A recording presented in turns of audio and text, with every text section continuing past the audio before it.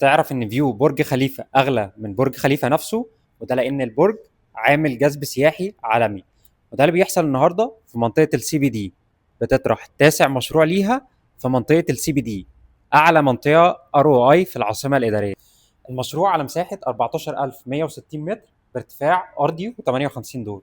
من الارضي للسادس هيكون كوميرشال، ومن السابع هيكون ادمن، واخر اربع ادوار هيكونوا فود اند بافريج. متوسط سعر المكاتب على الايكونيك فيو 7 مليون 500، وعلى الانفينيتي فيو هيكون اراوند 5 مليون. ومتوسط سعر المحلات من 5 مليون اب تو 16 مليون.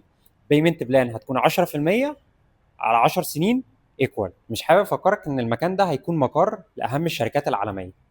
الشركه دلوقتي فاتحه اي او اي 50,000 للادمن و100,000 للكوميرشال. سيب لي دلوقتي كومنت او ابعت لي مسج عشان نلحق نحجز.